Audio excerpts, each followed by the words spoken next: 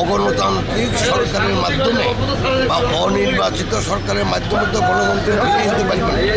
অতএব আমরা প্রথমে গণতান্ত্রিক সরকার চাই, সেজন্য আমরা অবাধ ও সুষ্ঠু গ্রহণযোগ্য নির্বাচন যত তাড়াতাড়ি সম্ভব সেটাই আমরা চাই। আজকে এসে কালকেই দলের নেতা অথবা কর্মী অথবা সমর্থক অথবা মিছিলের সামনে হাঁটবেন, এ সমস্ত চলবে না।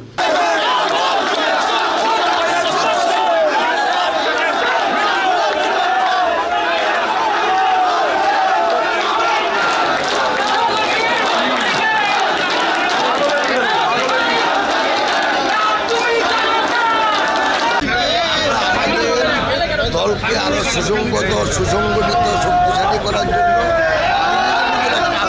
এটা কোনো অন্য কিছু আমাদের বাংলাদেশের খবর কাগজ পড়েন প্রতিটি জেলাতেই আমাদের সম্মেলন শুরু হয়েছে। এখন সম্মেলন হবে বা সম্মেলনের আগে যে কাজকর্মগুলো বিভিন্ন উপজেলাগুলোকে সমন্বয় করা, সেই কাজটার ব্যাপারে যখন শেষ হবে তখন সম্মেলন হবে।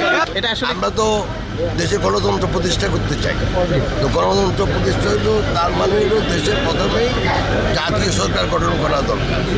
আপনি অগণতান্ত্রিক সরকারের মাধ্যমে বা অনির্বাচিত সরকারের মাধ্যমে তো গণতন্ত্র ফিরিয়ে আনতে পারবে না।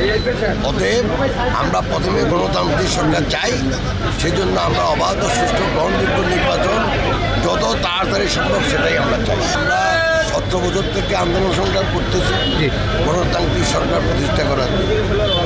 যদি আমরা দেখি যেটা ডিলে হচ্ছে, সেটা আমাদের তো একটা বৃহৎ গণতান্ত্রিক রাজনৈতিক দল, তা আমাদের তো একটা স্ট্যান্ডিং কমিটি আছে, তারা সিদ্ধান্ত নেবে আমাদের নেক্সট কি হবে, আমি তো বলতে পারবো না।